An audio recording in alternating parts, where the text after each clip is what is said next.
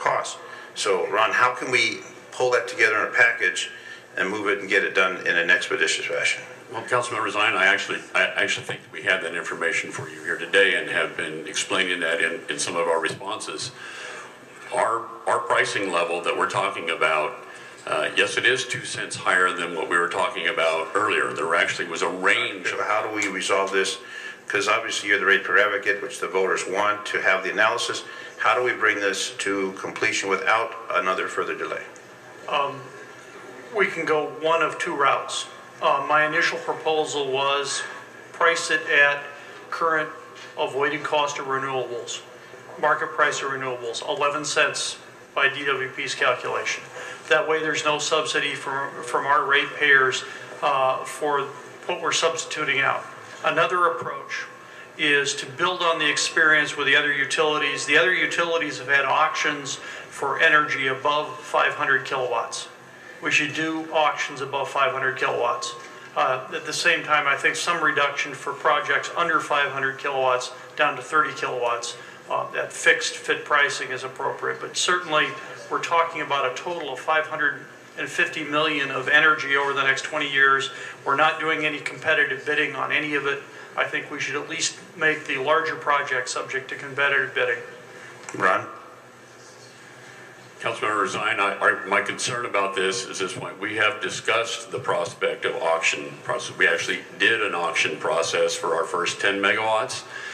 And I'll be honest with you, it was plagued with some difficulties. We have concerns about getting adequate, timely response on this program. I believe that when we've discussed auction, non-auction, different price points in many months of public workshops and have come upon a plan for a fixed price program in response to all those comments and weighing some of the issues that Dr. Pickle has talked about of trying to get the squeal out of the pig, if you will.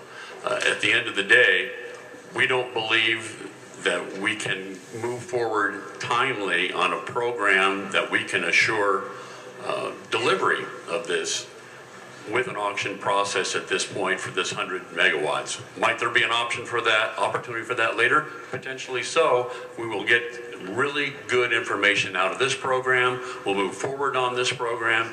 LA will make solid gains in rooftop solar here in the city. And to move off of that, I think puts that entire program down. You would take about a week and sit down and figure out whether you can hammer this out before you bring us something that the rate advocate, who was voted on overwhelmingly by the public, has come forward and said we could save literally millions of dollars. And yet we're going to say, no, we feel comfortable. But the Ward and Power felt comfortable at a 5-year raise in power. It was cut back. They felt comfortable about other raises that came forward and that were cut back. These are things I think we owe the public to listen to and save as many dollars on spending as we're asking them to pay, whether it's a half-cent sales tax, whether it's an increase in dealing with their trash fees, whatever we've asked them to do, we owe them the obligation that when we spend this money, that we go to the finest point and say whether we save a half-cent, a quarter-cent, what would it take to rehash the costing between the ratepayer advocate and the general manager so that there's at least a sense that there's been a discussion and the process has worked to this point. Is that something that takes more than a week or 2 or 3 days? Or? Well, I could respond, yeah. Councilmember Parks, to the question with respect to time. I anticipate it would take easily a month, only from the perspective of we would need to go back, review this matter procedurally. It has to go back then to if there were any modification in that plan. Irrespective, we have to go back to our board. I don't think we can wait a moment longer. I appreciate Dr. Pickle's analysis of this. I get it. It is going to cost a little bit more than if we invested in the, a larger utility scale renewable portfolio, including wind and all sorts of other things. It'll cost another 15 cents or so a month. But the people of Los Angeles who are going to be paying for that are also the same people who are going to be benefiting from the economic stimulus that comes from injecting these new jobs into our economy. Some city in America is going to be the solar capital of America for the next century. I believe it should be Los Angeles. And the way we make it into Los Angeles is by starting now. But all we would do is end up having a delay of time to be coming back to you with the same program that we're talking about today. Okay. Dr. Pickett, do you view that you're at a point that neither one of you would move off that point? I think we could reach agreement with a little coaching from the side.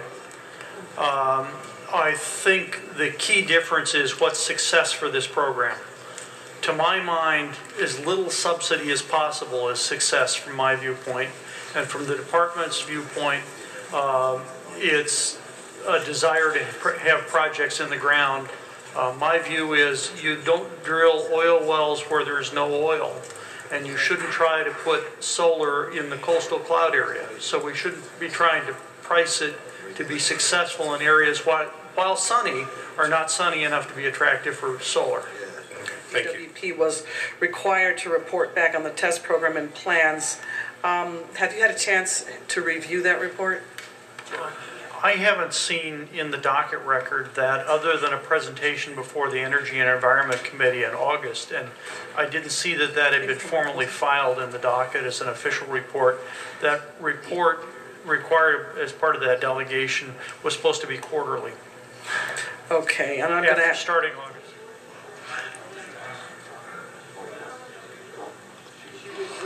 Yeah, no, no,